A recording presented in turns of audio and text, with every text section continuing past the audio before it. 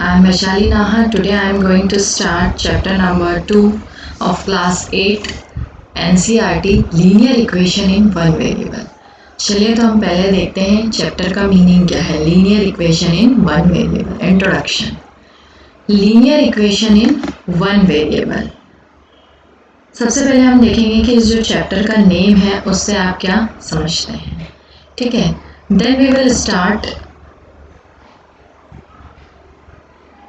The exercise. Okay, तो यहाँ देखिए आप introduction. The linear equation in one variable is an equation which is expressed in the form of ax plus b equals to 0. Means यहाँ पे आपको जो equation है उसका स्टैंडर्ड फॉर्म क्या है रिप्रेजेंट करने का, ax plus b equals to 0. यहाँ पर जो आपके a और b हैं वो क्या है, दो इंटीजर्स है. Where a and b are two integers and x क्या है यहाँ पे, x is a variable and has only one solution. इसको एक्सप्रेस कैसे करते हैं स्टैंडर्ड फॉर्म में, ax plus b equals to 0. a और b दो इंटीजर्स हैं हमारे, x क्या है यहाँ पे वेरिएबल. चलिए समझते हैं वेरिएबल क्या होता है. तो वेरिएबल वो होता है जिसकी वैल्यू क्या होती है, चेंज होती है, वेरी करती है. और जो a और b आपके दो इंटीजर्स हैं, इस इक्वेशन का जो होगा एक ही सोल्यूशन निकलेगा. सोल्यूशन मीन्स हमें यहाँ पे उस वेरिएबल की, उस x की वैल्यू फाइंड आउट करनी है. यहाँ पे एक एग्जांपल दिया है मैंने, आप देख सकते हैं. For example 2x plus 3 equals to 8 is a linear equation having a single variable in it. Okay, linear, what do you mean by linear? Linear means जो यहाँ पे आपका वेरिएबल है इस इक्वेशन में आप देखेंगे कि सिर्फ वेरिएबल क्या है, एक है x, उसकी पावर जो होगी वो 1 होगी, तो भी वो इक्वेशन क्या होगी, लीनियर. अगर वेरिएबल की पावर 2 हो या 3 जो भी अगर 1 से ज़्यादा हो, it means it is not a linear equation. चलिए हम समझते हैं सिंगल वेरिएबल. मतलब पूरी एक इक्वेशन में आप एक ही वेरिएबल का यूज़ कर सकते हैं, वो चाहे x हो सकता है, y हो सकता है, z हो सकता है, कुछ भी हो सकता है. ओके, अब इसमें हम सॉल्व करेंगे अब इक्वेशन को, तो आपके x की वैल्यू आएगी 5/2. अब हम समझते हैं कि इस इक्वेशन को हम सॉल्व कैसे करेंगे. तो बढ़ते हैं हमारी एक्सरसाइज की तरफ. चलिए आगे आपके exercise 2.1. First question is solve the following questions. जो आपका फर्स्ट क्वेश्चन है x माइनस 2 इक्वल्स टू 7. आप देखिए इक्वेशन क्या होती है आपकी, इक्वेशन की बात करें उसमें इक्वल्स टू का साइन होता है, उसका LHS होता है और उसका RHS. तो इक्वल आप देखेंगे इक्वल्स टू के इस तरफ क्या है आपका x माइनस 2, तो ये LHS मतलब लेफ्ट हैंड साइड पे जो है तो वो आपका LHS होगा. ये 7 क्या है आपका RHS है क्योंकि ये राइट हैंड साइड पे है. तो एक मतलब इक्वेशन में क्या होता है, इक्वल्स टू होना कंपल्सरी, उसके लेफ्ट हैंड होता है और उसका राइट हैंड होता है, LHS एंड RHS. अब हम समझते हैं कि इस इक्वेशन को सॉल्व कैसे करेंगे. तो हम इसमें यूज़ करेंगे ट्रांसपोज मेथड. ट्रांसपोज मेथड में हम क्या करेंगे, वेरिएबल. अब अगर आप देखेंगे तो इस पूरी इक्वेशन में सिर्फ एक ही वेरिएबल है, वो है x, बाकी सब इंटीजर्स हैं. तो हम क्या करेंगे, वेरिएबल को इक्वल टू के एक साइड में रखेंगे और जो आपके इंटीजर्स हैं उनको एक साइड में रखेंगे. अब यहाँ पे हम 2 को क्या करेंगे, ट्रांसपोज कहाँ कर देंगे, RHS में. तो अगर हम x माइनस 2 इक्वल्स टू 7 है और अगर 2 को ट्रांसपोज करेंगे RHS में, आपको एक और बात का ध्यान रखना है, जब हम ट्रांसपोज करेंगे तो साइन चेंज हो जाएगा. अगर यहाँ माइनस का 2 था तो इधर आके प्लस का 2. आप देखेंगे x इक्वल्स टू क्या हो गया, 7 प्लस 2. अब 7 प्लस 2 क्या होगा आपका, x इक्वल्स टू 9. 7 प्लस 2 9. चलिए आते हैं नेक्स्ट क्वेश्चन की तरफ. नेक्स्ट क्वेश्चन है आपका y plus 3 equals to 10. y plus 3 आपका LHS है, 10 आपका RHS है. इसमें भी हम क्या करेंगे, वेरिएबल को एक तरफ रखेंगे और आपके इंटीजर्स को एक साइड रखेंगे. तो ट्रांसपोज करेंगे हम 3 को कहाँ, RHS में. आपका y देखिए साइन चेंज करना है हमको, अगर आप इक्वल्स टू के दूसरी तरफ ले जाएंगे तो y हो जाएगा 10 माइनस 3. अब 10 में से अगर 3 जाएंगे तो आपका 10 माइनस 3 होगा 7.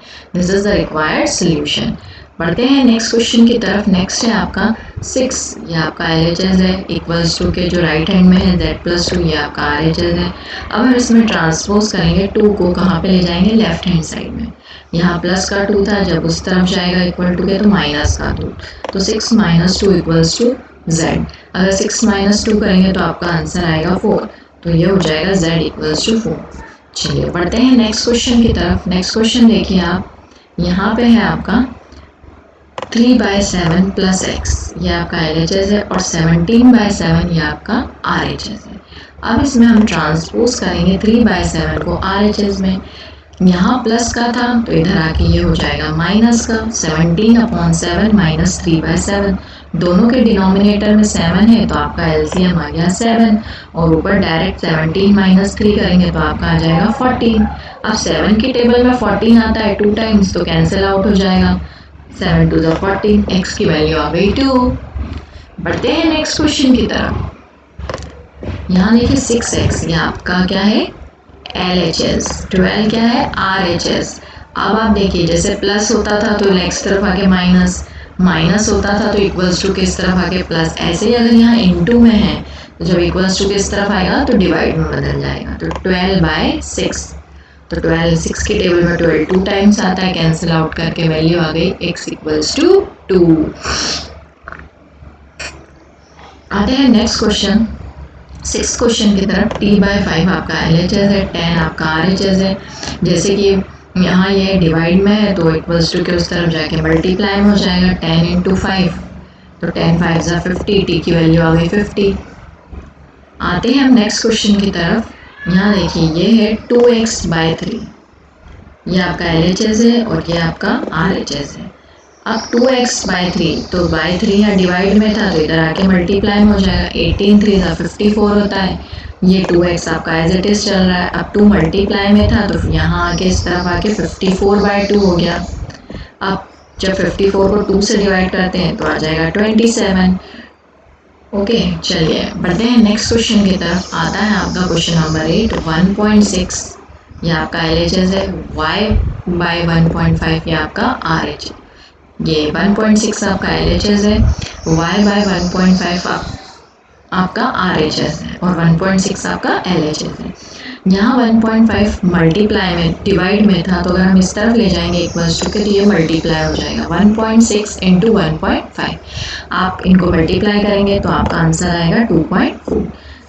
चलिए बढ़ते हैं नेक्स्ट क्वेश्चन की तरफ। नेक्स्ट क्वेश्चन है आपका 7x - 9, ये आपका LHS है, 16 आपका RHS है। हम 9 को क्या करेंगे ट्रांसपोज करेंगे RHS में, तो यहाँ माइनस का 9 था तो यहाँ प्लस का 9 हो जाएगा, 16 + 9 होगा 25। 7x एज इट इज चल रहा है। अब 7 यहाँ मल्टीप्लाई में है तो इक्वल्स टू के इस तरफ आके डिवाइड में हो जाएगा, तो ये आपका आंसर है। x की जो वैल्यू है वो है 25/7। आते हैं नेक्स्ट क्वेश्चन की तरफ। 14y - 8 आपका LHS है, 13 आपका RHS है। -8 को हम ट्रांसपोज करेंगे और कहाँ ले जाएंगे RHS में, तो जब ये माइनस का 8 है और इधर आके प्लस का 8 हो जाएगा, 13 + 8 क्या होता है 21, और ये आपका 14 जो है एज इट इज चल रहा है। अब यहाँ 14 इनटू में था तो इधर आके डिवाइड में हो जाएगा। अब 21 और 14 दोनों किसके टेबल में आते हैं 7 के टेबल में, तो 7 3 × 21 एंड 7 2 ज़ा 14, तो आप जब कैंसिल आउट करेंगे तो आपका आंसर आएगा 3/2। आते हैं हम नेक्स्ट क्वेश्चन 11 क्वेश्चन की तरफ। क्वेश्चन है आपका 17 + 6p, ये आपका है LHS और 9 आपका है RHS। 6p ये वेरिएबल के साथ है, इसको इधर ही रहने देंगे, बट 17 आप हम इसको इधर ट्रांसपोज करेंगे RHS में, प्लस का 17 था तो माइनस का 17 हो जाएगा। 9 - 17 करेंगे तो -8 आएगा। माइनस इसलिए आएगा क्योंकि बड़े नंबर के साथ माइनस का साइन है। 6p एज इट इज चल रहा है। जब 6 यहाँ पे इनटू में है तो इधर आके डिवाइड में हो जाएगा। 8 और 6 2 की टेबल में आते हैं, 2 4 ज़ा 8 एंड 2 3 ज़ा 6, कैंसिल आउट करने पे आंसर आएगा -4/3। चलिए बढ़ते हैं हमारे नेक्स्ट क्वेश्चन की तरफ। नेक्स्ट क्वेश्चन है आपका 12th क्वेश्चन, x/3 + 1 आपका LHS है, 7/15 आपका RHS है। अब x/3 वेरिएबल के साथ है बट 1 हम ट्रांसपोज करेंगे RHS में, 17/15 - 1, प्लस का 1 था इधर आके माइनस का 1 हो जाएगा। और जब हम LCM लेंगे तो 15 आएगा। 7 - 15 आपका न्यूमरेटर होगा। जब 7 - 15 करेंगे तो -8 आएगा। बड़े नंबर के साथ माइनस का साइन था इसलिए -8 अपॉन में 15 एज इट इज रहेगा। यहाँ पे आपका x/3 चल रहा था। अब जब 3 यहाँ पे डिवाइड में है तो यहाँ इंटू में हो जाएगा, तो -8 इंटू 3 करेंगे तो 24 आएगा, अपॉन में 15 एज इट इज़ रहेगा। और 24 और 15 आपको पता है कि 3 की टेबल में आते हैं, तो 3 8 सा 24 एंड 3 5 सा 15, कैंसिल आउट करने पे x की वैल्यू आएगी आपकी -8/5। चलिए, अगर आपने मेरे चैनल को सब्सक्राइब नहीं किया है तो please subscribe my channel for more videos. Okay and good bye.